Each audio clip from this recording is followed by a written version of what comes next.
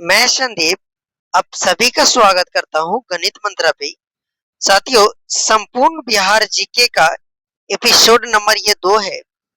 आज भी हम लोग बिहार जीके से टॉप 200 सवाल करने वाले हैं। अब किसी भी गवर्नमेंट एग्जाम की तैयारी करते हैं, like Bihar police, Bihar SSC, Bihar SI, BPSC, तो ये वीडियो आप सभी के लिए मोस्ट इंपॉर्टेंट होने वाला है। इससे पहला एपिसोड अगर आप नहीं देखे हैं तो जाकर जरूर देख लीजिएगा। ओके साथियों, तो हमारा दूसरा एपिसोड है। ये क्वेश्चन नंबर पहला एपिसोड में 200 तक कंप्लीट हो गई थी, तो आज 201 से प्रश्न स्टार्ट होंगे। वीडियो कैसा लगेगा आपको लास्ट में कमेंट करके बताना है। अभी बस चुपचाप आपको हो सके तो आप 1.5x पे वीडियो को कंटिन्यू देखना शुरू कीजिएगा। आपसे एक रिक्वेस्ट रहेगी कि फोन को थोड़ा दूर साइड रख के आप वीडियो को प्ले कीजिए और आप खुद से आंसर मारते हुए चलिएगा कि आपका कौन सा आंसर होता है और मैं कौन सा आंसर बताता हूँ। तो चलिए आइए आज की इस क्लास को शुरू करते हैं। पहला सवाल है कि बिहार में प्रागैतिहासिक मानव के अवशेष मुख्य रूप से किस क्षेत्र से प्राप्त हुए हैं? बिहार में प्रागैतिहासिक मानव के जो अवशेष है मुख्य रूप से किस क्षेत्र से प्राप्त हुए हैं मेरे साथियों? किस क्षेत्र से? तो चिरांद से। कहां से प्राप्त हुए? तो चिराद से। कहां से? चिराद से प्राप्त हुए हैं। अगला सवाल है कि चिराद पुरातात्विक स्थल बिहार के किस जिले में स्थित है? चिराद जो है ये पुरातात्विक स्थल है, ये बिहार के किस जिले में स्थित है मेरे साथियों? तो सारण जिले में। बिहार के किस जिले में स्थित है? तो सारण जिला में ये बिहार के स्थित है। ओके, अगला सवाल है कि चिरांद किस युग की सभ्यता के लिए प्रसिद्ध है? चिरांद जो है वो किस युग की सभ्यता के लिए प्रसिद्ध है? तो नवपाषाण युग के लिए। किसके लिए? तो नवपाषाण युग की सभ्यता के लिए चिरांद प्रसिद्ध है। अगला सवाल कि बिहार में ताम्रपाषाण संस्कृति का महत्वपूर्ण स्थल कौन सा है? बिहार में ताम्रपाषाण संस्कृति का महत्वपूर्ण स्थल जो है वह कौन है? तो वह चेचरा कतुबपुर है। क्या है? चेचरा कतुबपुर जो है ये बिहार के ताम्रपाषाण संस्कृति का महत्वपूर्ण स्थल है। कौन? चेचरा कतुबपुर। ओके, प्राचीन गिरिब्रज नाम किस नगर का था? प्राचीन गिरिब्रज जो नाम था वह किस नगर का नाम था मेरे साथियों? राजगिरी का। राजगिरी का प्राचीन नाम क्या था? तो गिरी ब्रिज भी इसको हम लोग बोलते थे प्राचीन में, गिरी ब्रिज, गिरी ब्रज। ओके, सो नेक्स्ट सवाल कि राजगिरी 5 पहाड़ियों से घिरा हुआ नगर था, इसमें कौन सी पहाड़ी वहां स्थित नहीं है? राजगिरी जो थी वो 5 पहाड़ियों से घिरा हुआ एक नगर था, इसमें कौन सी पहाड़ी जो है वहां स्थित नहीं है मेरे साथियों? तो नीलगिरी। क्या? नीलगिरी जो है वहां भी स्थित नहीं है। ओके, अगला सवाल है कि सप्तपर्णी गुफा किस स्थान पर स्थित है? सप्तपर्णी जो गुफा है वो किस स्थान पे है? बिहार के किस स्थान पे है? तो राजगिरी में है। कहाँ? राजगिर में ये सप्तपर्णी गुफा स्थित है। अगला सवाल है कि बौद्ध परंपरा के अनुसार प्रथम बौद्ध संगीति का अध्यक्षता किसने की थी? बौद्ध परंपरा के अनुसार प्रथम बौद्ध संगीति का अध्यक्षता किसने की थी मेरे साथियों? ये किसने की थी? महाकश्यप ने। किसने? महाकश्यप ने बौद्ध परंपरा के अनुसार प्रथम बौद्ध संगीति का अध्यक्षता की थे। कौन किए थे? महाकश्यप ने। ओके, अगला सवाल, वैशाली में बुद्ध ने अपना अंतिम वर्षवास कहाँ बिताया था? वैशाली में बुद्ध ने अपना अंतिम जो वर्षवास था वो कहाँ बिताया था मेरे साथियों? तो बेलूग्राम में। कहा? वेलुवग्राम में बुद्ध ने अपना अंतिम वर्षवास वैशाली में बिताया था। अगला सवाल कि अम्रपाली का संबंध किस प्राचीन नगर से था? अम्रपाली का जो संबंध है वो किस प्राचीन नगर से था? तो वैशाली से। किससे मेरे साथियों? वैशाली से था। अगला सवाल है कि जैन धर्म के अनुसार महावीर ने कितने वर्षों तक तपस्या की? जैन धर्म के अनुसार महावीर ने कितने वर्षों तक तपस्या की? तो 12 वर्षों तक। कितना वर्षों तक मेरे साथियों? 12 वर्षों तक उन्होंने तपस्या की। अगला सवाल कि पावापुरी में स्थित प्रसिद्ध जैन मंदिर का मंदिर का नाम क्या है? पावापुरी में स्थित प्रसिद्ध जैन मंदिर का जो नाम है वो क्या है? तो जल मंदिर। क्या नाम है मेरे साथियों? जल मंदिर। उसका नाम क्या है? जल मंदिर। अगला सवाल है कि मौर्य कालीन पाटलिपुत्र के अवशेष बिहार में कहाँ से प्राप्त हुए हैं? मौर्य कालीन पाटलिपुत्र के अवशेष जो है बिहार में कहाँ से प्राप्त हुए हैं मेरे साथियों? तो कुम्हरा से। कहाँ से? तो कुम्हरार से। कहाँ से? कुम्हरार से प्राप्त हुए हैं। अगला सवाल है कि कुम्हरार किस आधुनिक शहर का हिस्सा है? कुम्हरार जो है वो किस आधुनिक शहर का हिस्सा है मेरे साथियों? तो पटना का। किसका हिस्सा है? तो पटना का। लोग द्वारा निर्मित स्तूपों की संख्या प्रागत रूप से कितनी मानी जाती है? अशोक द्वारा निर्मित स्तूपों की संख्या परंपरागत रूप से कितनी मानी जाती है? तो 48,000। कितने साथियों? 48,000 मानी जाती है। तो अगला सवाल है कि प्रियदर्शी उपाधि किस शासक से संबंधित है? प्रियदर्शी उपाधि किस शासक से संबंधित है? तो अशोक से। किससे मेरे साथियों? तो अशोक से संबंधित है। अगला सवाल है कि गुप्त काल में पाटलिपुत्र को किस नाम से जाना जाता था? गुप्त काल में पाटलिपुत्र को किस नाम से जाना जाता था? तो पुष्पपुर से। किस नाम से जाना जाता था? पुष्पपुर। अगला सवाल है प्रसिद्ध चीनी यात्री फयान भारत किस गुप्त शासन के समय आया था? अगला सवाल है कि प्रसिद्ध चीनी यात्री फयान जो है वो भारत आया था, वो किस गुप्त शासन के समय में भारत आया था? तो चंद्रगुप्त द्वितीय यानी चंद्रगुप्त दूसरे के शासनकाल में ये फयान आया था भारत में। अगला सवाल है फयान ने बिहार के किस प्रमुख नगर का वर्णन किया? सवाल है कि फयान ने बिहार के किस प्रमुख नगर का वर्णन किया था? मतलब किया था तो पाटलिपुत्र का। किसका साथियों? पाटलिपुत्र का अध्ययन किया था, वर्णन किया था। अगला सवाल है नालंदा विश्वविद्यालय में अध्ययन का प्रमुख भाषा क्या थी? नालंदा विश्वविद्यालय में अध्ययन की प्रमुख भाषा क्या थी? तो संस्कृत। क्या थी साथियों? तो संस्कृत थी। क्या थी? तो संस्कृत थी। अगला सवाल है नालंदा विश्वविद्यालय में विद्यार्थियों की अनुमानित संख्या कितनी बताई गई थी? नालंदा विश्वविद्यालय में विद्यार्थियों की अनुमानित संख्या जो बताई गई थी वो कितनी बताई गई थी? तो 10,000 बताई गई थी। कितने गाइस? तो 10,000 बताई गई थी। अगला सवाल है नालंदा विश्वविद्यालय के प्रसिद्ध पुस्तकालय का नाम क्या था? कि नालंदा विश्वविद्यालय के प्रसिद्ध पुस्तकालय का नाम क्या था? तो धर्मगंज। क्या नाम था मेरे साथियों? तो धर्मगंज। गंज जो नाम था वो नालंदा विश्वविद्यालय के प्रसिद्ध पुस्तकालय का नाम था धर्मगंज। ओके। अगला सवाल है धर्मगंज पुस्तकालय के बारे में कहा जाता है कि यह जाता है कि इसमें कितनी प्रमुख इमारतें थी? क्या सवाल है कि धर्मगंज पुस्तकालय यानी धर्मगंज जो लाइब्रेरी था के बारे में कहा जाता है कि इसमें जो इमारतें थी वो कितनी इमारतें थी मेरे साथियों? तो 3 इमारतें थी। कितनी इमारतें थे? तो 3 इमारतें थी। अगला सवाल है पाल काल में बिहार बौद्ध धर्म के किस शाखा के प्रमुख केंद्र था? सवाल है कि पाल काल में बिहार बौद्ध धर्म के किस शाखा का प्रमुख केंद्र था? तो वज्रयान। किस शासन का? तो वज्रयान। किसका मेरे साथियों? तो वज्रयान। अगला सवाल है पाल वंश के बाद मिथिला में किस राजवंश का प्रभुत्व स्थापित हुआ? पाल वंश के बाद मिथिला में किस राजवंश का जो है प्रभुत्व स्थापित हुआ? तो किस वंश का? तो कर्नाट वंश का। किसका? कर्नाट वंश। किस वंश का? तो कर्नाट वंश का। पाल वंश के बाद मिथिला में कौन सा राज का प्रस्तुत स्थापित हुआ? तो कर्नाट वंश का। अगला सवाल है प्रसिद्ध मैथिला कवि विद्यापति किस राजवंश से जुड़े थे? सवाल है कि प्रसिद्ध मिथिला कवि जो थे वो विद्यापति किस राजवंश से जुड़े थे? तो कर्नाट वंश से या फिर ओइनबार परंपरा इसको बोलते हैं। तो कर्नाट या फिर ओइनबार परंपरा। ओके। अगला सवाल है विद्यापति को किस भाषा के महान कवि के रूप में जाना जाता है? विद्यापति को किस भाषा के महान कवि के रूप में जाना जाता है? तो मैथिली। किस भाषा में? तो मैथिली भाषा के महान कवि के रूप में जाना जाता है मैथिली।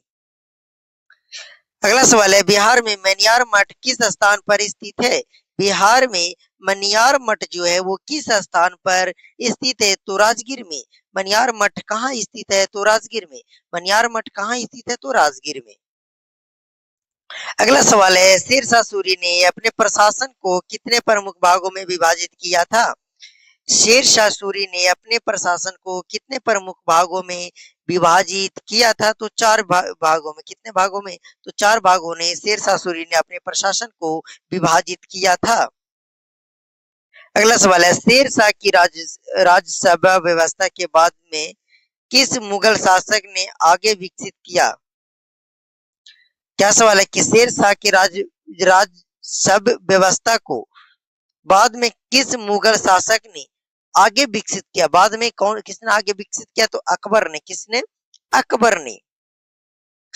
अगला सवाल है, बिहार में यूरोपीय व्यापारी गतिविधियों का प्रमुख केंद्र कौन सा शहर था? बिहार में यूरोपीय व्यापारी गतिविधियों का जो प्रमुख केंद्र था वो कौन सा शहर था? तो पटना था। कौन सा शहर था प्रमुख? तो पटना। अगला सवाल है, पटना कलम किससे संबंधित है? पटना कलम जो है वो किससे संबंधित है? तो चित्रकला शैली से। किससे? चित्रकला शैली से संबंधित है। अगला सवाल है, पटना कलम का विकास मुख्यतः किस काल में हुआ?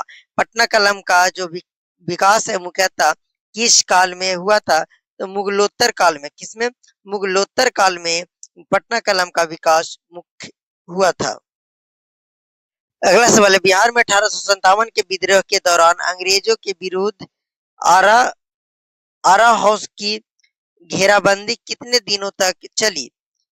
बिहार में 1857 के विद्रोह के दौरान अंग्रेजों के विरोध आरा हाउस के घेराबंदी जो है वो कितने दिनों तक चली? तो 8 दिनों तक। कितने दिनों तक मेरे साथियों? 8 दिनों तक। अगला सवाल है कि चंपारण सत्याग्रह गांधी जी का भारत में कौन सा बड़ा सत्याग्रह माना जाता है? चंपारण सत्याग्रह गांधी जी का भारत में कौन सा सबका बड़ा सत्याग्रह माना जाता है? तो पहला। चंपारण सत्याग्रह को मानो तो पहला सबसे बड़ा सत्याग्रह माना जाता है गांधी जी का। अगला सवाल है, चंपारण जांच समिति में गांधी जी को किस वर्ष शामिल किया गया? चंपारण जांच समिति में गांधी जी को जो शामिल किया गया था वह किस वर्ष शामिल किया गया था? तो 1917 में शामिल किया गया था। कब शामिल किया गया था? तो 1917 ईस्वी में।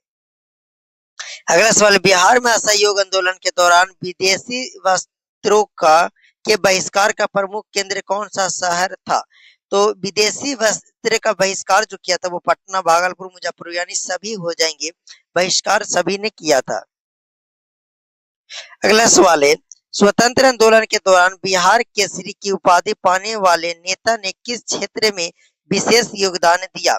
स्वतंत्र आंदोलन के दौरान बिहार केसरी की उपाधि पाने वाले नेता ने किस क्षेत्र में विशेष योगदान दिया? मेरे साथियों, किस क्षेत्र में विशेष योगदान दिया? तो प्रशासनिक नेतृत्व। कैसा? प्रशासनिक नेतृत्व। अगला सवाल है, 1974 के आंदोलन में छात्रों के संगठन का प्रमुख मंच क्या था? 1974 के आंदोलन में छात्रों के संगठन का प्रमुख मंच क्या था? तो छात्र संघर्ष समिति। क्या था? तो छात्र संघर्ष समिति था। अगला सवाल, बिहार के पुनर्गठन के समय झारखंड में कुल कितने जिले शामिल किए गए थे? बिहार के पुनर्गठन के समय झारखंड में कुल कितने जिले शामिल किए गए थे? तो 18 जिले।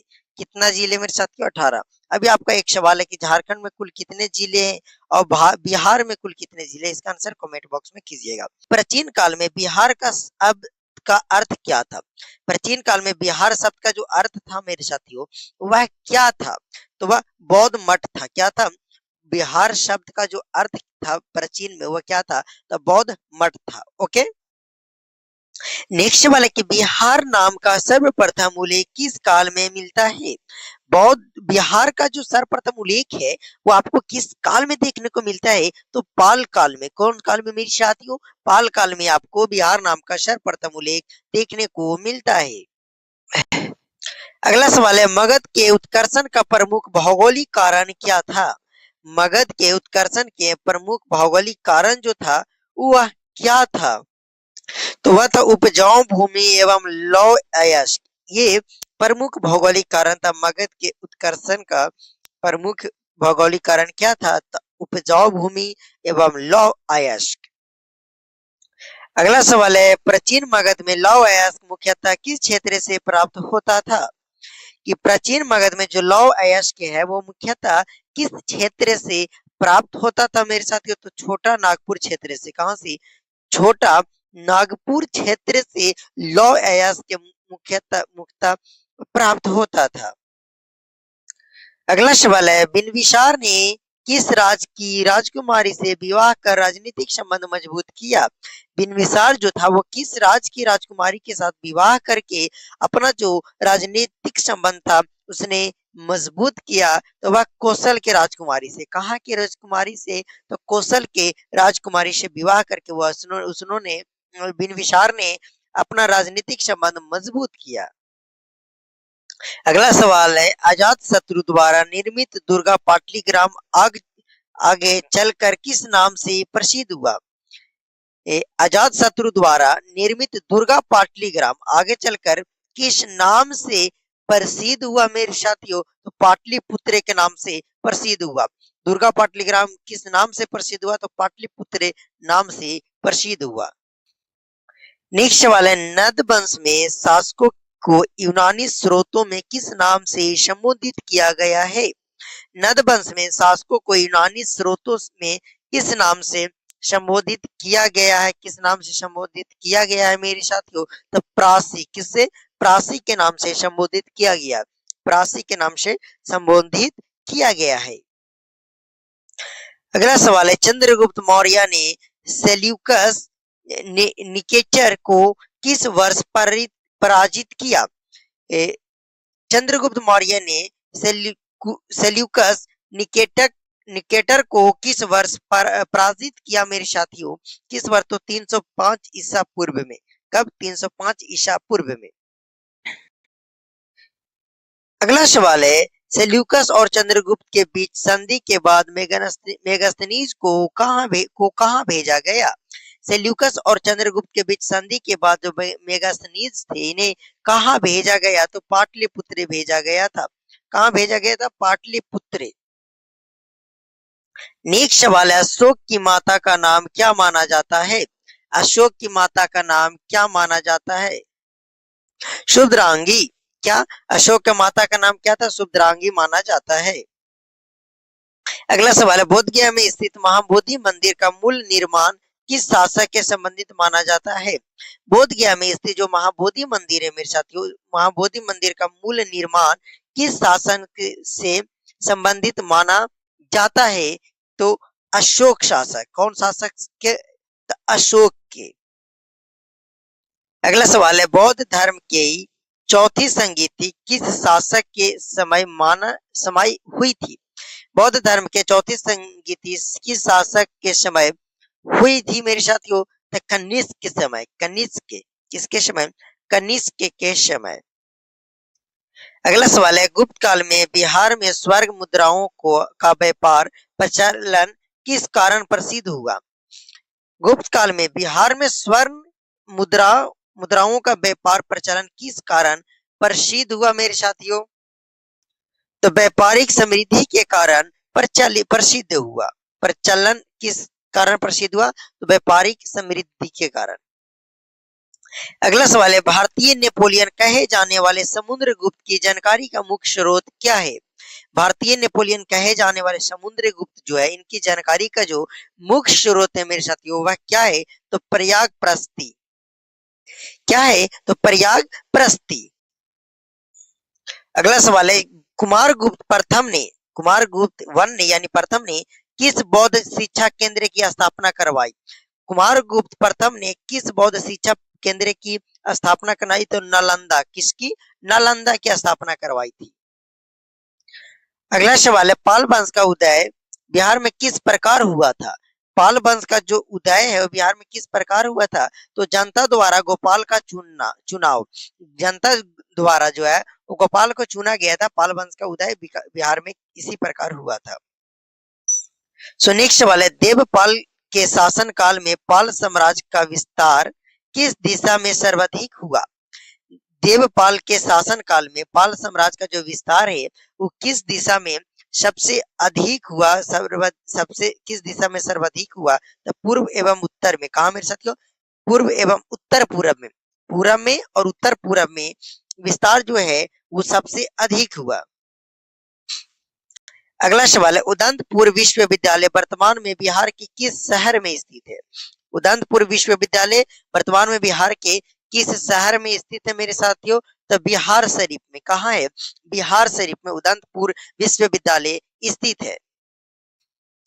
अगला सवाल है, मिथिला चित्रकला का की ऐतिहासिक जड़ें मुख्यतः किस क्षेत्र से जुड़ी है? मिथिला चित्रकला की ऐतिहासिक जड़ें मुख्यतः किस क्षेत्र से जुड़ी हुई है मेरे साथियों? तो मिथिला से। किससे जुड़ी हुई है? तो मिथिला से जुड़ी हुई है। अगला सवाल है, मिथिला क्षेत्र के इतिहास में, किसके क्षेत्र के इतिहास में? मिथिला क्षेत्र के इतिहास में ओइनवार वंश का संबंध किससे है? ओइनवार वंश का जो संबंध है वह किससे है? तो मैथिल शासकों से। किससे? मैथिल शासकों से ओइनवार वंश का संबंध है। मध्यकाल में बिहार में फारसी भाषा का प्रसार का मुख्य कारण क्या था? सवाल है कि मध्यकाल में बिहार में फारसी भाषा का जो प्रसार का मुख्य कारण था वह कारण क्या था मेरे साथियों? तो मुस्लिम प्रशासक। क्या था? मुस्लिम प्रशासन। ओके।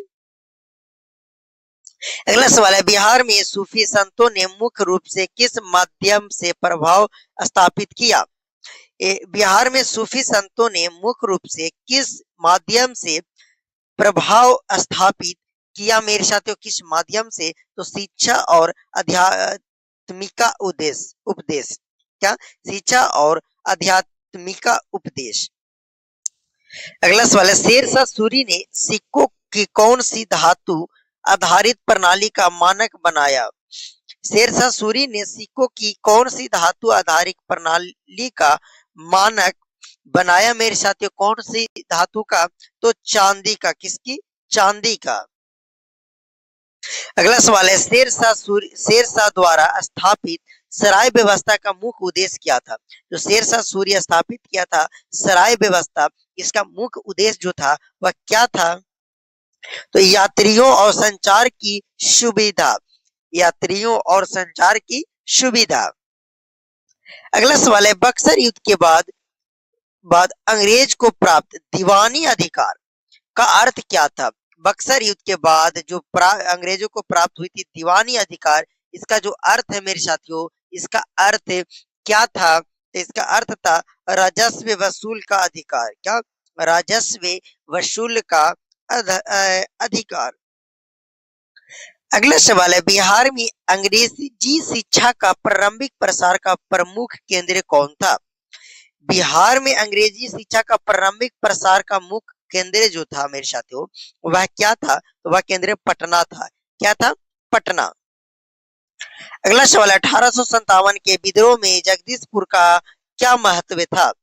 1857 के विद्रोह में जगदीशपुर का जो महत्व था वह क्या महत्व था? तो कुंवर सिंह का गढ़। वहां पे क्या था? कुंवर सिंह का गढ़। यही 1857 विद्रोह के में जगदीशपुर का महत्व था।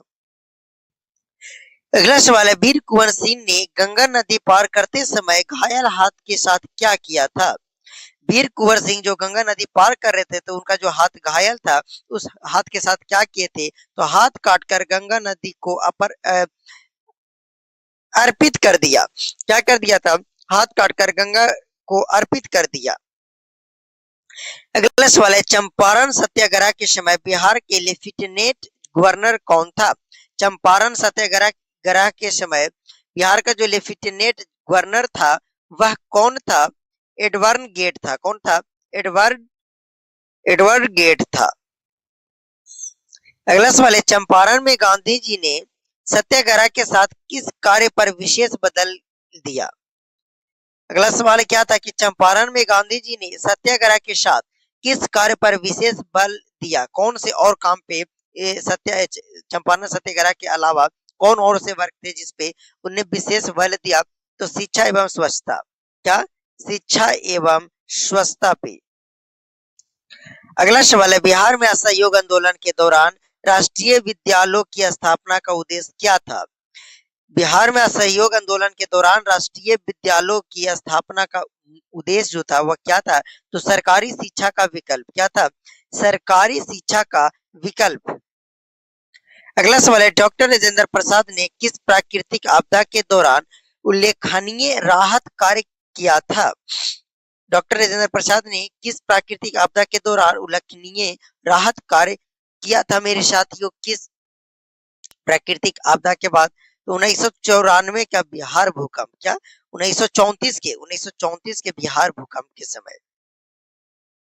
अगला सवाल है, 1934 के बिहार भूकंप ने सबसे अधिक किस क्षेत्र को प्रभावित किया था?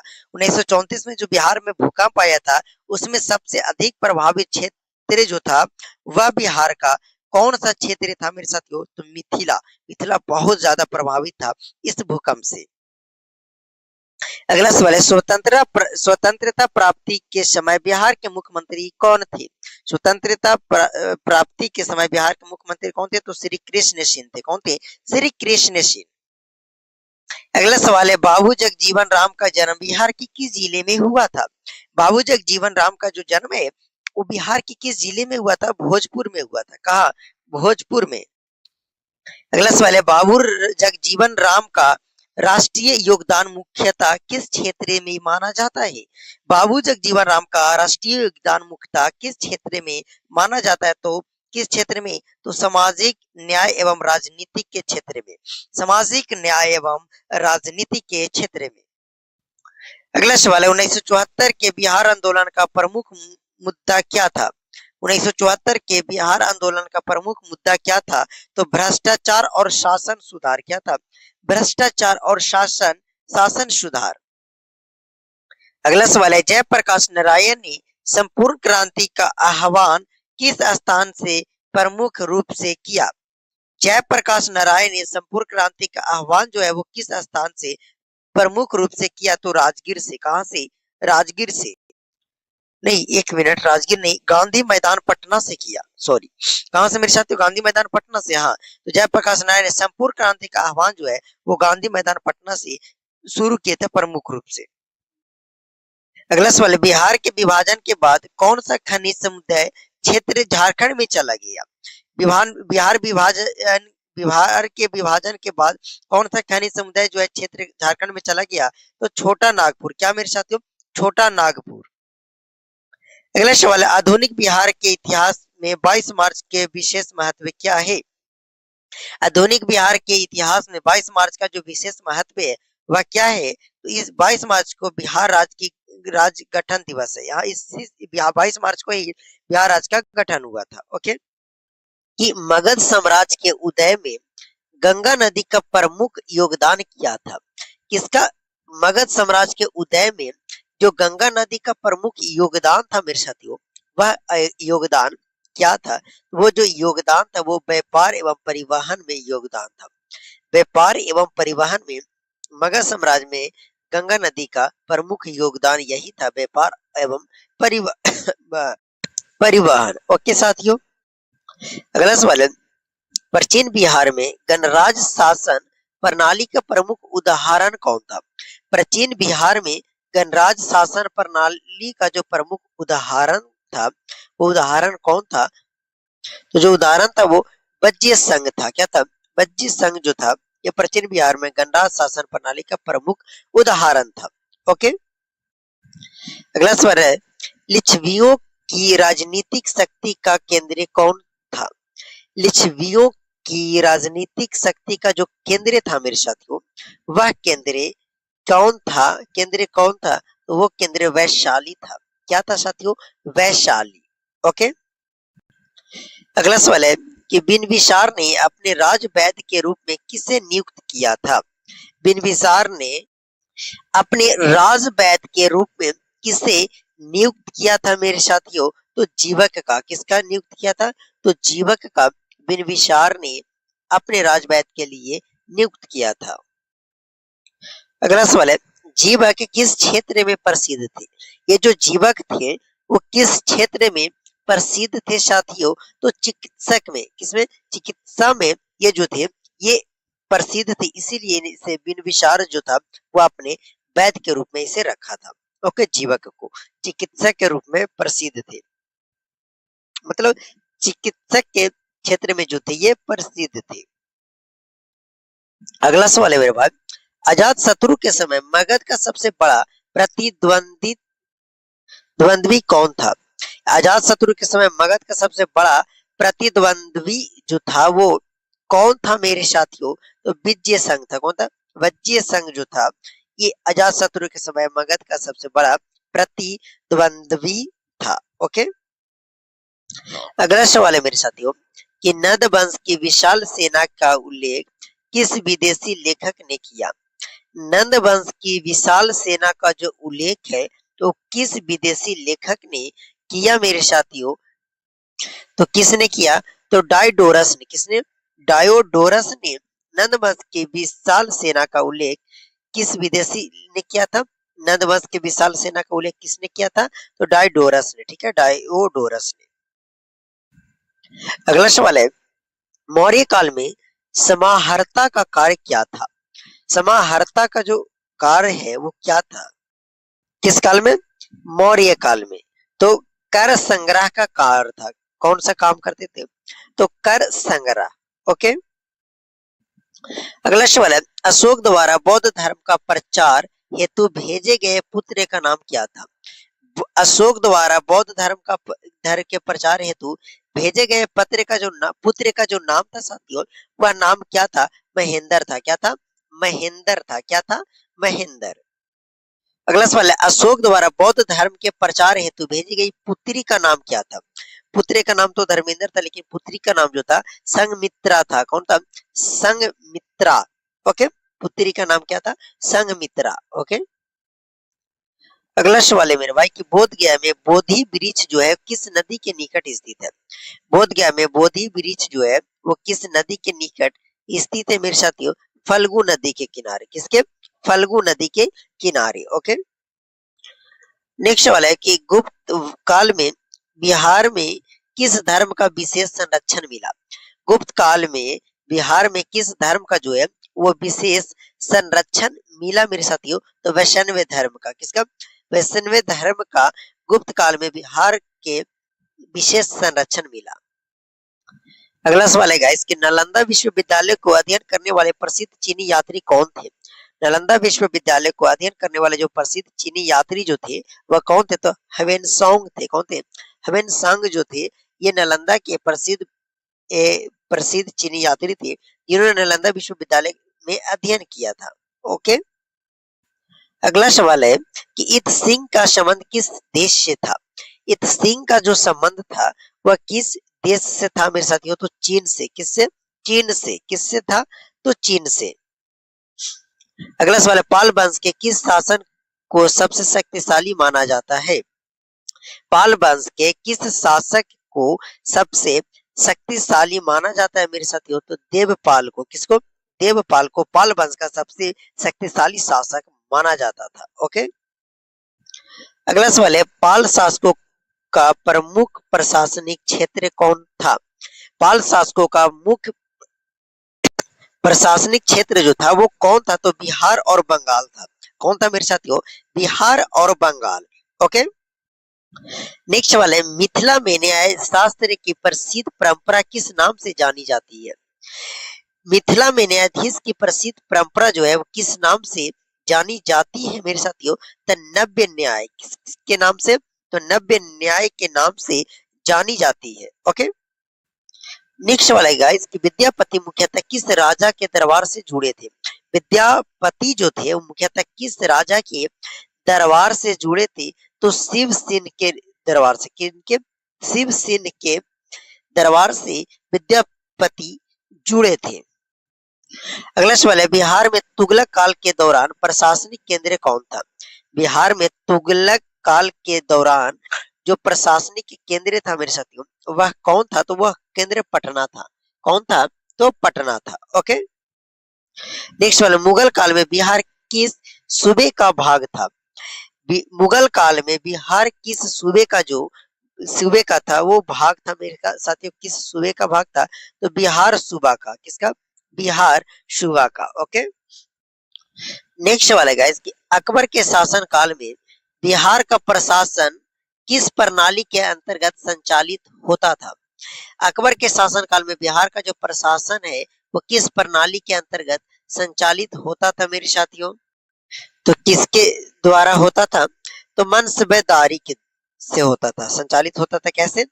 तो मनसबदारी। ओके, नेक्स्ट वाला, बिहार में प्रसिद्ध मनेर शरीफ किससे संबंधित है? बिहार में प्रसिद्ध मनेर शरीफ जो है वह किससे संबंधित है मेरे साथियों? तो किससे है? तो सूफी परंपरा से। किससे? सूफी परंपरा से ये बिहार में प्रसिद्ध मनेर जो है, मनेर शरीफ किससे संबंधित है? तो सूफी परंपरा से। ओके, नेक्स्ट वाला, मनेरा शरीफ में किस सूफी संत का दरगाह प्रसिद्ध है? मनेरा शरीफ में किस सूफी संत का दरगाह जो है साथियों वह प्रसिद्ध है? तो किसका प्रसिद्ध है? तो शेख सरफुद्दीन अहमद यहिया मनेरी का। ओके, अगला सवाल है, अंग्रेज के शासन काल में बिहार प्रारंभ में किस प्रेसिडेंसी के अंतर्गत था? अंग्रेजों के शासन काल में बिहार जो था शुरू में यानी प्रारंभ में किस प्रेसिडेंसी के अंतर्गत था मेरे साथियों? तो बंगाल प्रेसिडेंसी के अंतर्गत। किसके? बंगाल। ओके, नेक्स्ट वाला गाइस कि 1857 के विद्रोह में आरा की रक्षा करने वाले अंग्रेज अधिकारी कौन था? 1857 के विद्रोह में आरा की जो रक्षा करने वाला अंग्रेज अधिकारी था मेरे साथियों वह कौन था? तो वह बॉयल था। कौन था? बॉयल। ओके, कौन था?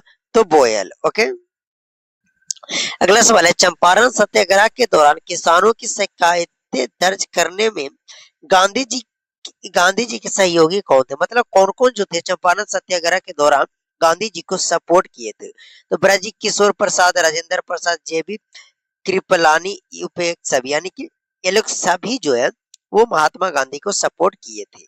ओके, अगला सवाल है, बिहार में असहयोग आंदोलन का प्रभाव सबसे अधिक किस वर्ग पर पड़ा? बिहार में जो असहयोग आंदोलन का जो प्रभाव है वो सबसे ज्यादा जो है अधिक किस वर्ग पर पड़ा मेरे साथियों? तो छात्रे पे। इसमें छात्रों पे ये बहुत ज्यादा प्रभाव पड़ा। ओके, अगला सवाल है, 1930 के सविनय अवज्ञा आंदोलन में बिहार का प्रमुख मदद क्या था? मुद्दा क्या था?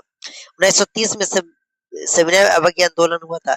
इसमें जो बिहार का प्रमुख मुद्दा था मेरे साथियों वह मुद्दा क्या था? तो नमक कानून। क्या? नमक कानून जो था मेन मुद्दा था। ओके, अगला सवाल है, 1942 के आंदोलन में पटना सचिवालय पर तिरंगा फहराने का प्रयास किसने किया? 1942 के आंदोलन में पटना सचिवालय पर तिरंगा फहराने का जो प्रयास है मेरे साथियों वह किसने किया? तो छात्रों ने। किसने?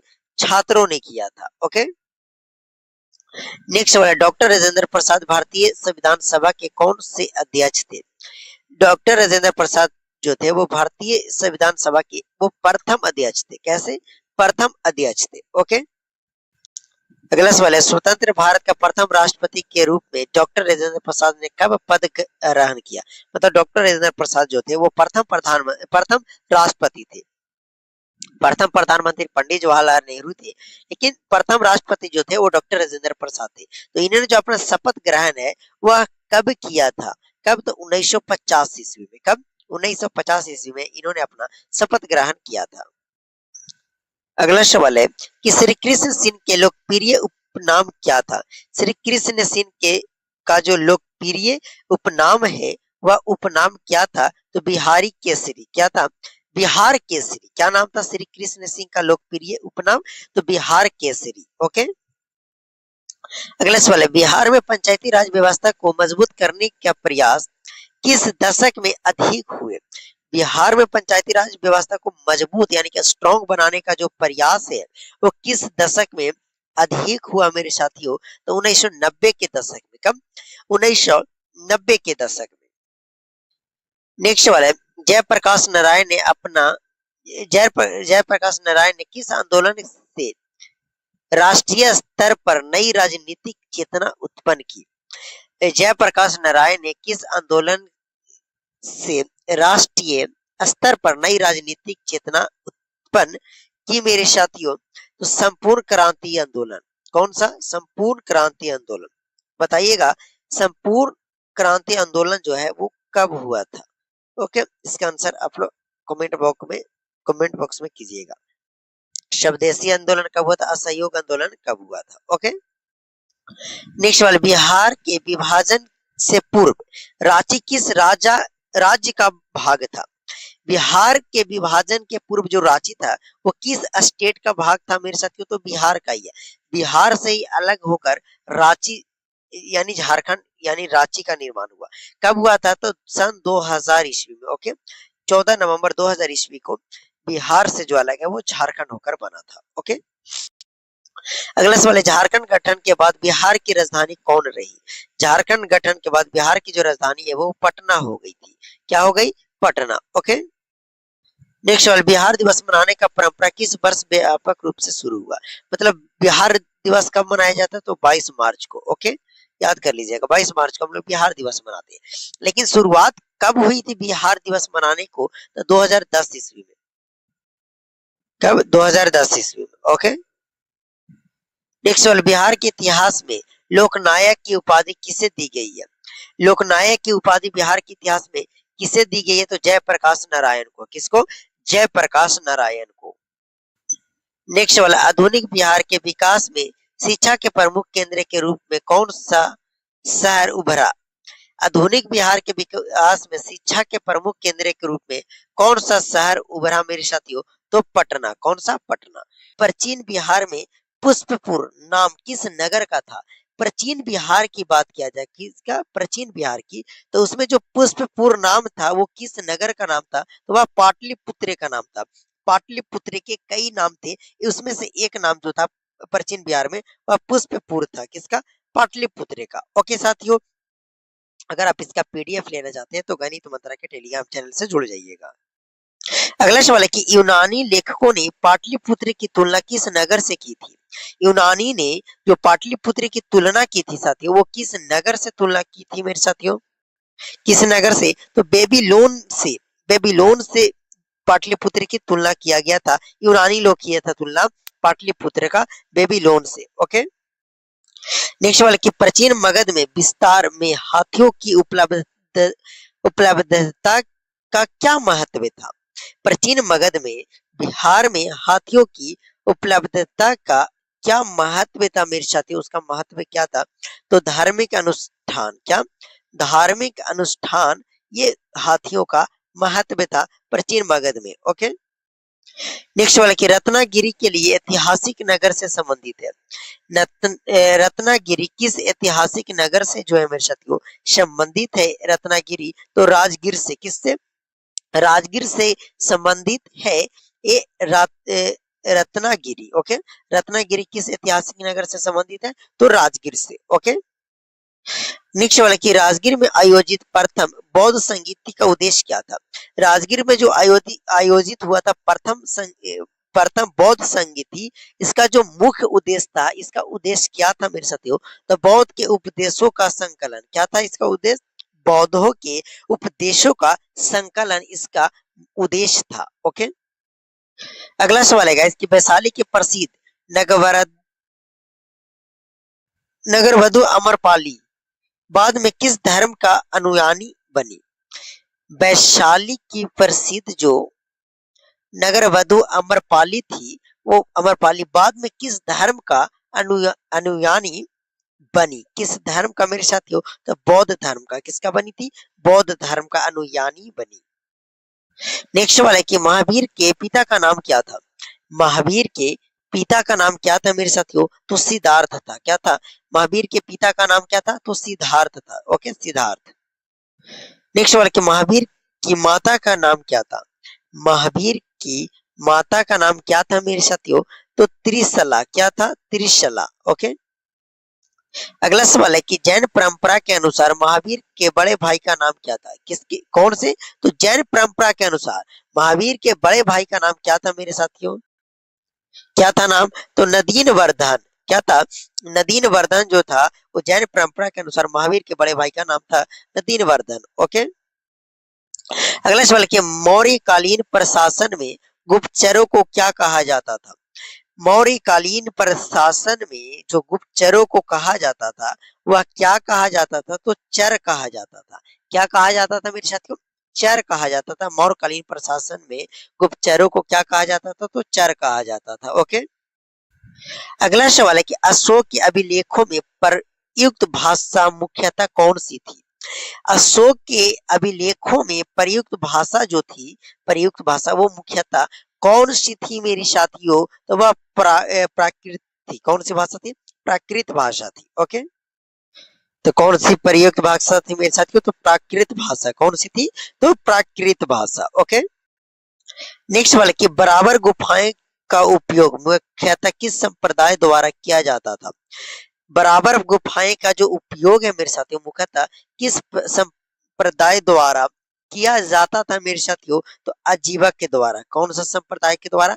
तो अजीबक संप्रदाय के द्वारा बराबर गुफाएं का उपयोग मुख्यतः किया जाता था। ओके। अगला सवाल है कि फयान ने बिहार में किस बौद्ध केंद्र का विशेष उल्लेख किया? फयान जो एक चीनी यात्री था, फयान ने बिहार में किस बौद्ध केंद्र का जो है विशेष उल्लेख किया मेरे साथियों? किसका? तो पाटलिपुत्र का। किसका? पाटलिपुत्र का। देखिए सारे ऑप्शन को मैं इसलिए एक्सप्लेन नहीं करता हूँ कि हमें वीडियोस देखिए टारगेट वीडियोस बनानी है, ज्यादा लंबे वीडियोस नहीं बनानी है। अगर मैं आप सभी के लिए 50 सवाल लेकर आया हूँ, 40 सवाल लेकर आया हूँ, तो मेरा यही प्रयास रहती है कि वो 40 सवाल करके जल्दी से आप सभी को टाइम बचे और आप 40 सवाल के 40 सवाल जल्दी से देखकर चले जाए। ओके। इसके आगे ऐसे करने से देखिए ज्यादा एक्सप्लेन करूंगा, ज्यादा टाइम लगेगा, उससे कुछ प्रॉफिट होने वाला नहीं है, क्योंकि पीडीएफ में एक्सप्लेन वाला पीडीएफ आपको नहीं मिलती है, यही पीडीएफ मिलती है क्वेश्चन वाला। तो आप वहां पे डायरेक्ट लगा लीजिएगा, बहुत अच्छी बात रहेगी। ओके। तो इसका सही आंसर हो जाएगा ऑप्शन सी। ओके। नेक्स्ट वाला कि गुप्त काल में भूमि अनुदान के परंपरा से किस वर्ग का को लाभ हुआ? गुप्त काल में भूमि अनुदान की परंपरा से किस वर्ग को जो हुआ लाभ? साथी मेरे साथियों किस वर्ग का लाभ हुआ? तो ब्राह्मण एवं धार्मिक संस्थाओं को किसको? ब्राह्मण एवं धार्मिक संस्थाओं को यही इन्हीं वर्ग को लाभ हुआ। अगला सवाल है कि नालंदा विश्वविद्यालय में पढ़ाए जाने वाले प्रमुख विषयों में कौन शामिल नहीं था? मतलब कौन सा विषय है जो नालंदा विश्वविद्यालय में नहीं पढ़ाया जाता था? व्याकरण पढ़ाया जाता था, दर्शन पढ़ाया जाता था, चिकित्सा के बारे में भी पढ़ाया जाता, लेकिन इंजीनियरिंग के बारे में नालंदा विश्वविद्यालय में नहीं पढ़ाया जाता था। किसके बारे में? इंजीनियरिंग के। तो ऑप्शन यहाँ पे डी सही आंसर हो जाएगा। Okay guys. अगला सवाल है कि पाल काल में बिहार का अंतर्राष्ट्रीय महत्व मुख्यतः किस कारण था? पाल काल में बिहार का जो अंतर्राष्ट्रीय महत्व है वो मुख्यतः किस कारण था मेरे साथियों? तो बौद्ध शिक्षा केंद्र। बौद्ध शिक्षा केंद्र के कारण पाल काल में बिहार का अंतर्राष्ट्रीय महत्व था। ओके। नेक्स्ट वाला गाइस कि विक्रमशिला विश्वविद्यालय के द्वारा द्वार पर प्रवेश परीक्षा लेने वाले विद्वानों को क्या कहा जाता था?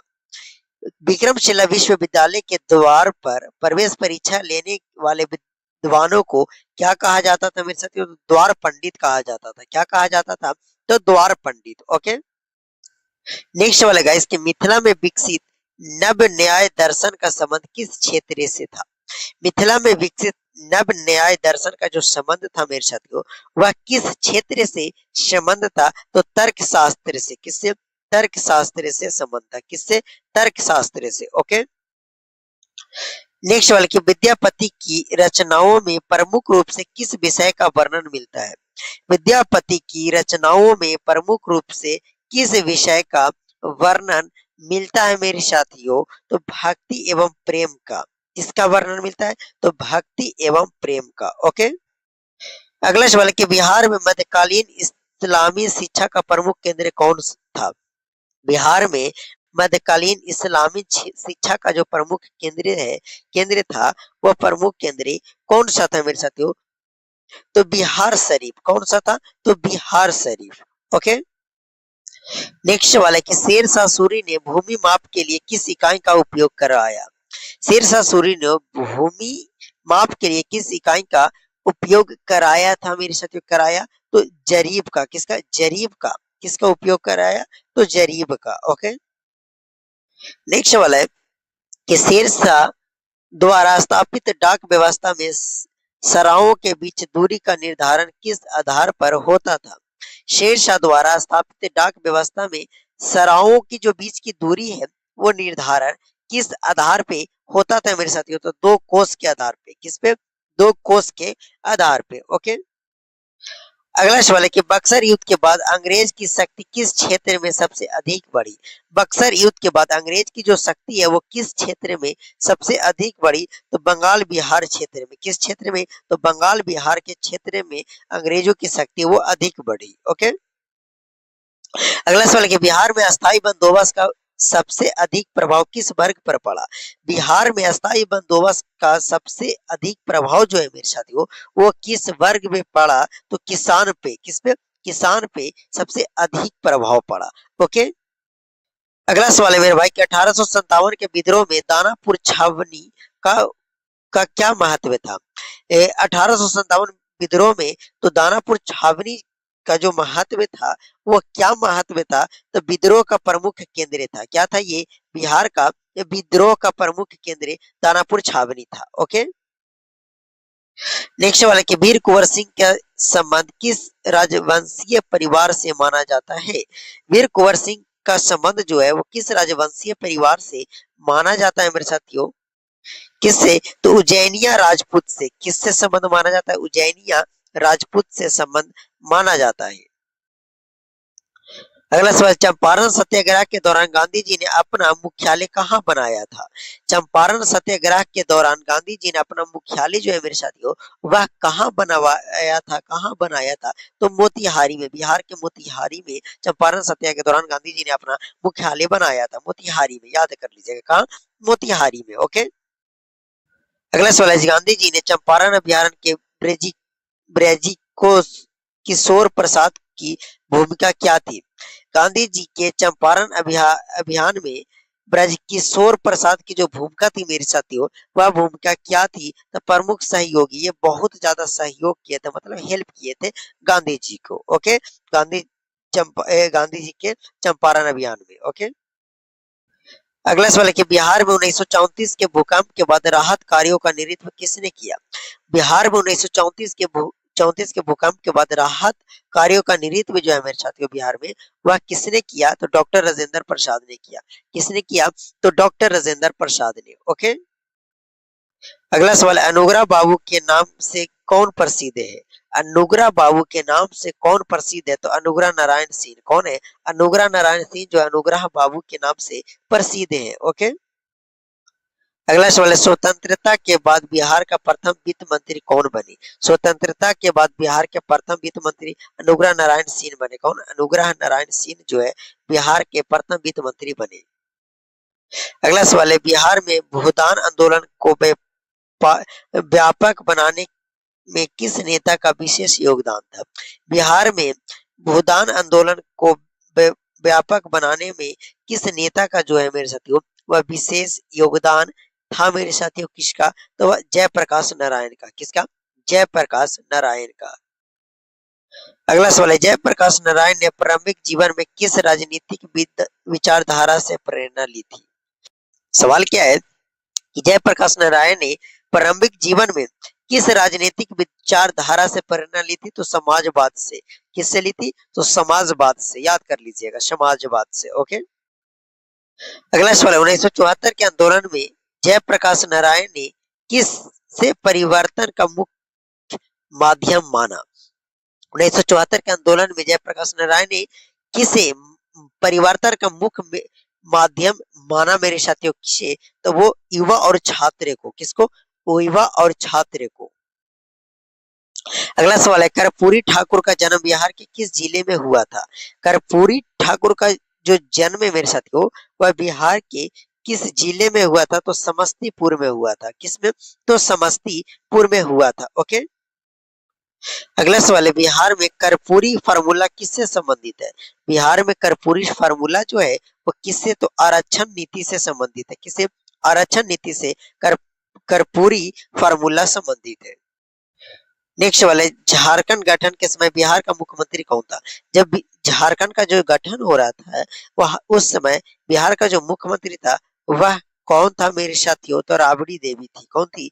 तो राबड़ी देवी। ओके, नेक्स्ट वाले कि बिहार के पुनर्गठन के बाद राज्य की प्रमुख आर्थिक चुनौती क्या थी? बिहार के पुनर्गठन के बाद राज्य का जो प्रमुख आर्थिक चुनौती थी मेरे साथियों वह क्या थी? तो खनिज संसाधनों की कमी। मेन चुनौती यही थी कि खनिज संसाधनों की कमी। नेक्स्ट वाले कि बिहार में प्राचीन, मध्यकालीन और आधुनिक इतिहास को जोड़ने वाले सबसे महत्वपूर्ण नगर कौन सा माना जाता है? बिहार में प्राचीन, मध्यकालीन और आधुनिक इतिहास को जोड़ने वाला जो सबसे महत्वपूर्ण नगर है मेरे साथियों वह किसे माना जाता है? तो पटना को। किसको? पटना को। नेक्स्ट वाले गाइस कि बिहार के इतिहास का अध्ययन करने के लिए सबसे महत्वपूर्ण पुरातात्विक स्रोत कौन से माने जाते हैं? बिहार का अगर अध्ययन करना, बिहार के इतिहास का अध्ययन करना है तो सबसे महत्वपूर्ण पुरातात्विक स्रोत जो है वह कौन से माने जाते हैं या माने जाते हैं? तो अभिलेख, सिक्के और उत्खनन ये सबसे महत्वपूर्ण पुरातात्विक स्रोत माने गए हैं। ओके, कि बिहार में प्राप्त सबसे प्राचीन सिक्के किस प्रकार के माने जाते हैं? बिहार में जो सबसे प्राचीन सिक्का है उसे किस नाम से या किस प्रकार से जाने जाते हैं, उसको क्या कहते थे? उसको हम लोग आहत सिक्के कहते थे। क्या कहते थे मेरे साथियों? आहत सिक्के। ऑप्शन बी यहाँ पे सही आंसर हो जाएगा। नेक्स्ट वाला गाइस कि पाटलिपुत्र को यूनानी लेखकों ने किस नदी के संगम के निकट बताया? पाटलिपुत्र को किस यूनानी लेखक ने किस नदी के संगम के निकट बताया? तो गंगा और सोन नदी के निकट बताया पाटलिपुत्र को। ओके, किस नदी के निकट? तो गंगा और सोन नदी के निकट। नेक्स्ट वाला कि मगध के शक्ति वृद्धि में किस धातु के भंडार का विशेष योगदान था? मगध के शक्ति वृद्धि में किस धातु के भंडार का विशेष योगदान था? तो लौह, जिसको हम लोग लोहा भी बोलते हैं, लौह का। ओके, नेक्स्ट वाला कि प्राचीन बिहार में विदेश क्षेत्र मुख्यतः किस वर्तमान क्षेत्र से संबंधित है? ये जो विदेश क्षेत्र अभी वर्तमान में किस क्षेत्र से संबंधित है? तो मिथिला से। किससे मेरे साथियों? ये अभी फिलहाल मिथिला से संबंधित है। ओके, नेक्स्ट वाला गाइस कि वैशाली में जनतांत्रिक शासन का संचालन किस संस्था द्वारा किया जाता था? बिहार वैशाली में गणतांत्रिक शासन का जो संचालन है किस संस्था द्वारा किया जाता था मेरे साथियों? तो सभा के द्वारा। किसके द्वारा किया जाता था? सॉरी, सभा के द्वारा नहीं, गण सभा के द्वारा किया जाता था। किसके द्वारा? गण सभा के द्वारा वैशाली में गणतांत्रिक शासन का संचालन किया जाता था, गण सभा संस्था के द्वारा। ओके, नेक्स्ट वाले बौद्ध साहित्य के अनुसार अजात शत्रु का राजवैद्य कौन था? बौद्ध साहित्य के अनुसार अजात शत्रु का राजवैद्य कौन था मेरे साथियों? तो वह जीवक था। कौन था? जीवक। कौन था? तो जीवक हो जाएगा। ऑप्शन ए नंबर यहाँ पे सही हो जाएगा। ओके, नेक्स्ट वाले कि पाटलिपुत्र को राजधानी बनाने का सबसे बड़ा लाभ क्या था? पाटलिपुत्र को राजधानी बनाने का सबसे बड़ा लाभ मेरे साथियों क्या था? तो व्यापारी एवं सामरिक स्थिति ये लाभ था। ओके, नेक्स्ट वाले कि मौर्यकालीन प्रशासन में धर्म महामात्र किसके शासनकाल में नियुक्त किए गए? मौर्यकालीन प्रशासन में धर्म महामात्र किसके शासनकाल में नियुक्त किए गए मेरे साथियों? तो अशोक के शासनकाल में। किसके शासनकाल में गाइस? तो अशोक के शासनकाल में। किसके काल में? अशोक के शासनकाल में। ओके, नेक्स्ट वाले कि अशोक के बाद मौर्य साम्राज्य के पतन का एक प्रमुख कारण क्या था? अशोक के बाद मौर्य साम्राज्य का पतन का एक प्रमुख कारण जो गाइस था वो क्या था? कमजोर उत्तराधिकारी। कौन? मेन प्रमुख कारण जो था वो यही था कि उसमें जो उत्तराधिकारी था वो कमजोर था। ओके, नेक्स्ट वाला है बिहार में गुप्त काल को किस कारण विशेष महत्व प्राप्त है? बिहार में गुप्त काल को किस कारण विशेष महत्व प्राप्त है मेरे साथियों? तो संस्कृति एवं शैक्षणिक उत्कर्षण के द्वारा। किसके? तो सांस्कृतिक एवं शैक्षणिक उत्कर्षण। ओके, ऑप्शन बी यहाँ पे सही आंसर हो जाएगा। नेक्स्ट वाले कि नालंदा विश्वविद्यालय में शिक्षा पूर्ण होने पर विद्यार्थियों को क्या प्रदान किया जाता था। यानी नालंदा विश्वविद्यालय में कोई आदमी पढ़ता है, उसका जब शिक्षा पूर्ण हो जाती थी तो उसे उस विद्यार्थी को क्या दिया जाता था, तो उपाधि दी जाती थी। क्या दी जाती थी गाइस, तो उपाधि दी जाती थी। ओके, नेक्स्ट वाले कि हेवन सॉन्ग ने नालंदा विश्वविद्यालय के कुलपति के रूप में किसका उल्लेख किया। हेवन सॉन्ग जो चीनी यात्री था, इसने नालंदा विश्वविद्यालय के कुलपति के रूप में किसका किसका उल्लेख किया मेरे साथियों, किसका उल्लेख किया, तो शिलभद्र का, किसका, शिलभद्रा का उल्लेख किया। ओके, नेक्स्ट वाला है पाल वंश के शासन काल में बिहार किस अंतरराष्ट्रीय व्यापार मार्ग से जुड़ा था। पाल वंश के शासन काल में बिहार जो है किस अंतरराष्ट्रीय व्यापार मार्ग से जुड़ा हुआ था मेरे साथियों, तो उत्तरा पथ से, किससे, उत्तरा पथ से जुड़ा हुआ था। ओके, नेक्स्ट वाला है इसके पाल शासकों का प्रमुख योगदान किस क्षेत्र में माना जाता है। पाल शासकों का प्रमुख योगदान जो है मेरे साथियों किस क्षेत्र में माना जाता है, तो बौद्ध शिक्षा और संस्कृति के क्षेत्र में। किस क्षेत्र में, बौद्ध शिक्षा और संस्कृति के क्षेत्र में पाल शासकों का प्रमुख योगदान माना जाता है। ओके, नेक्स्ट वाला मिथिला में पंजी प्रथा किससे संबंधित है। मिथिला में पंजी प्रथा जो है मेरे साथियों वह किससे संबंधित है, तो विवाह एवं वंशावली से। किससे, विवाह एवं वंशावली से मिथिला में पंजी प्रथा संबंधित है। ओके, नेक्स्ट वाले विद्यापति के प्रसिद्ध रचनाएं मुख्यतः किस भाषा में है। विद्यापति के प्रसिद्ध रचनाएं मुख्यतः किस भाषा में है मेरे साथियों, तो मैथिली भाषा में। किस भाषा में है, मैथिली भाषा में। ओके, नेक्स्ट वाले बिहार में सूफी और भक्ति आंदोलन का प्रमुख प्रभाव क्या रहा है। बिहार में सूफी और भक्ति आंदोलन का प्रमुख प्रभाव जो रहा मेरे साथियों क्या रहा, तो धार्मिक समन्वय। कौन, तो धार्मिक समन्वय प्रभाव ये ज्यादा रहा, धार्मिक समन्वय। ओके, नेक्स्ट वाले मुगल काल में पटना किस उद्योग के लिए विशेष रूप से प्रसिद्ध था। मुगल काल में पटना किस उद्योग के लिए विशेष रूप से प्रसिद्ध था मेरे साथ, अफीम एवं सोरा के लिए। किसके लिए, अफीम और सोरा के लिए मुगल काल में पटना जो है वह विशेष रूप से प्रसिद्ध था। ओके, अगला सवाल, अंग्रेजी शासन के प्रारंभिक काल में बिहार का प्रशासनिक मुख्यालय कहाँ था। अंग्रेजी शासन के प्रारंभिक काल में बिहार का प्रशासनिक मुख्यालय जो था मेरे साथियों वह कहाँ था, तो पटना में था। कहाँ था, पटना में था। कहाँ मेरे साथियों, पटना में। ओके, नेक्स्ट वाले कि बिहार में आधुनिक शिक्षा के विकास में किस संस्था का महत्वपूर्ण भूमिका रही।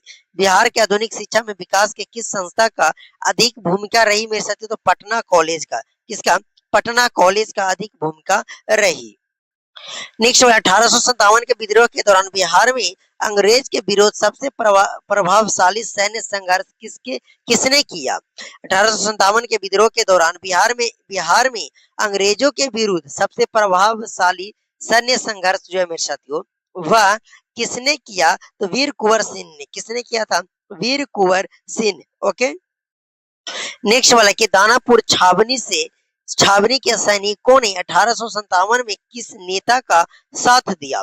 1857 में यानी कि दानापुर के छावनी के सैनिक जो थे 1857 में किस नेता का साथ दिया मेरे साथियों, किस नेता का, तो वीर कुंवर सिंह का। किनका साथ दिया था सारा सैनिक, तो वीर कुंवर सिंह का। ओके, अगला सवाल है कि चंपारण सत्याग्रह ने भारतीय राष्ट्रीय आंदोलन को क्या दिया। चंपारण सत्याग्रह ने भारतीय राष्ट्रीय आंदोलन को क्या दिया, तो पहला सफल सत्याग्रह दिया। पहला सफल सत्याग्रह दिया। ओके, नेक्स्ट वाला है कि गांधी जी के चंपारण आंदोलन में किसानों से जुड़ी मामलों की जांच हेतु कितने हजारों बयान दर्ज किए गए थे। गांधी जी ने के चंपारण आंदोलन में किसानों से जुड़े मामलों की जांच हेतु कितने हजार बयान जो थे मेरे साथियों वह दर्ज किए गए थे, तो लगभग 8000 बयान जो है वो दर्ज किए गए थे। कितना, 8000। ओके, नेक्स्ट सवाल कि बिहार में स्वतंत्रता आंदोलन के दौरान देश नामक प्रसिद्ध समाचार पत्र किससे संबंधित है। कौन, देश नामक प्रसिद्ध समाचार पत्र जो है वह किससे संबंधित है? तो राजेंद्र प्रसाद से, डॉक्टर राजेंद्र प्रसाद से। देश नामक प्रसिद्ध समाचार जो है मेरे साथियों, वह प्रसिद्ध है डॉक्टर राजेंद्र प्रसाद से। नेक्स्ट वाला कि बिहार में राष्ट्रीय आंदोलन के दौरान महिला भागीदारी विशेष रूप से किस आंदोलन में बढ़ी? बिहार में राष्ट्रीय आंदोलन के दौरान महिला भागीदारी जो है मेरे साथियों, विशेष रूप से किस आंदोलन में बढ़ी? तो सविनय अवज्ञा आंदोलन में। किसमें? सविनय अवज्ञा आंदोलन में। बताइएगा ये कब हुआ था? एक बार आंसर आप लोग कमेंट बॉक्स में कीजिएगा। ओके, नेक्स्ट वाला कि 1937 में बिहार में बनी पहली लोकप्रिय मंत्रिमंडल सरकार के नेतृत्व में किसने किया? 1937 में बिहार में बनी पहली लोकप्रिय मंत्रिमंडल सरकार का जो नेतृत्व है मेरे साथियों, वह नेतृत्व किसने किया? तो श्री कृष्ण सिंह ने। किसने किया? तो श्री कृष्ण सिंह ने। किसने किया गाइस? तो Shri Krishna Singh. Option A is the right answer हो जाएगा। नेक्स्ट सवाल देखते हैं कि स्वतंत्रता भारत में संविधान लागू होने के समय राष्ट्रपति कौन थे? स्वतंत्र भारत में संविधान लागू होने के समय जो राष्ट्रपति थे उस समय का भारत का, वह कौन थे? तो डॉक्टर राजेंद्र प्रसाद थे। कौन थे? डॉक्टर राजेंद्र प्रसाद थे। ओके, नेक्स्ट वाला बिहार में भूमि सुधारण कानून लागू करने की दिशा में प्रारंभिक प्रयास किस काल में हुआ? क्या कि बिहार में भूमि सुधार कानून लागू करने की दिशा में प्रारंभिक प्रयास जो है मेरे साथियों, वह किस काल में हुआ? तो 1950 के दशक में हुआ। कब प्रारंभिक प्रयास हुआ? तो 1950 के दशक में। ओके, नेक्स्ट वाला जयप्रकाश नारायण ने किस विदेशी देश में अध्ययन किया था? जयप्रकाश नारायण ने किस विदेशी देश में जो है मेरे साथियों, कहाँ पे वो अध्ययन किए थे? तो इंग्लैंड में। कहाँ पे? इंग्लैंड में ही किए थे। हाँ, जयप्रकाश नारायण की बात हो रही है, इन्होंने सॉरी जयप्रकाश नारायण, यहाँ पे देखिएगा जयप्रकाश नारायण की बात हो रहा था, ये अमेरिका के विदेशी देश में, मतलब अमेरिका में इसमें इन्होंने अध्ययन किया था, अमेरिका में। ओके गाइस, सॉरी थोड़ा मिस्टेक हो जाती है, कोई बात नहीं, अमेरिका में। ओके, अगला सवाल है कि जयप्रकाश नारायण के आंदोलन का राष्ट्रीय राजनीतिक पर क्या प्रभाव पड़ा? जयप्रकाश नारायण के आंदोलन के राष्ट्रीय राजनीतिक पर जो प्रभाव पड़ा, वो क्या प्रभाव पड़ा? तो आपातकाल की पृष्ठभूमि बनी। आपातकाल की पृष्ठभूमि बनी। ओके साथियों, नेक्स्ट वाला कि कर्पूरी ठाकुर का राजनीतिक जीवन मुख्यतः किस विचारधारा से प्रभावित है? कर्पूरी ठाकुर के राजनीतिक जीवन जो है साथियों, मुख्यतः किस विचारधारा से प्रभावित है? तो समाजवाद से। किससे? समाजवाद से। ये सवाल काफी ज्यादा इंपॉर्टेंट है, ऐसा ही सवाल आपके बिहार पुलिस, बिहार डीएलएड, बिहार कार्यालय प्रचारी समय पूछा जाएगा। ओके, नेक्स्ट सवाल कि बिहार के इतिहास में जननायक की उपाधि किसे दी गई? बिहार के इतिहास में जननायक की उपाधि कर्पूरी ठाकुर को ही दिया गया। जननायक की उपाधि किसे दी गई? तो कर्पूरी ठाकुर को। किसको? कर्पूरी ठाकुर को। ओके, नेक्स्ट सवाल झारखंड के गठन के बाद बिहार की अर्थव्यवस्था का मुख्य आधार क्या बना?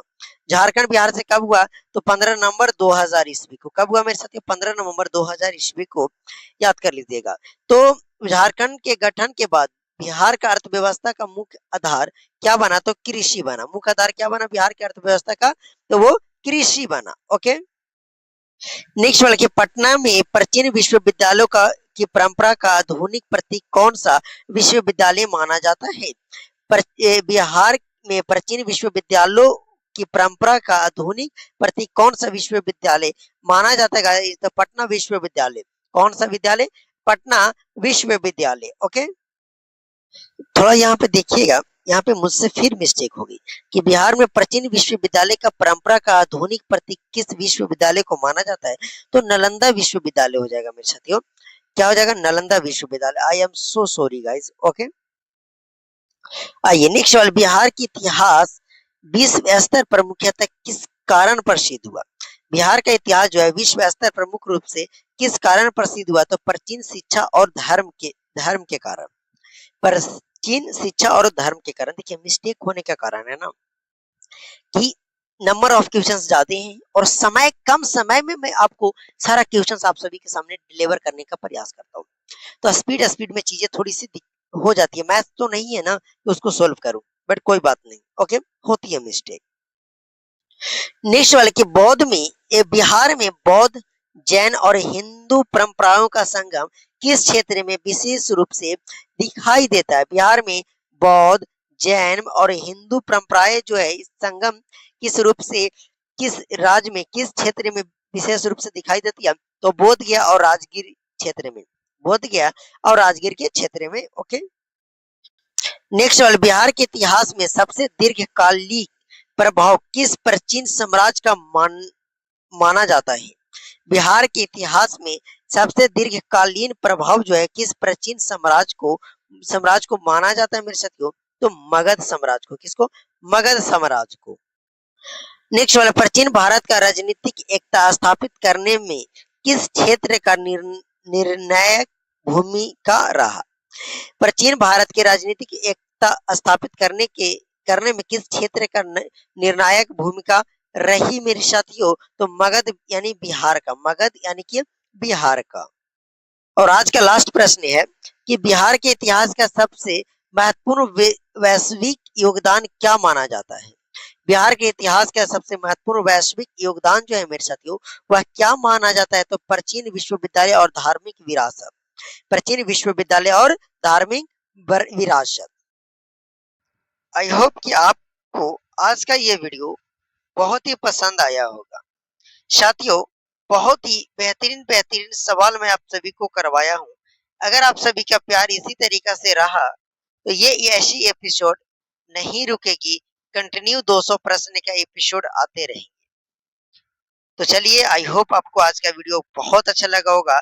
अगर सच में अच्छी लगी होगी तो आप लोग दिल से एक बार अपने मन से एक प्यारा सा कमेंट जरूर कीजिएगा। चलिए साथियों, मिलते हैं आप सभी से किसी अगले वीडियो में।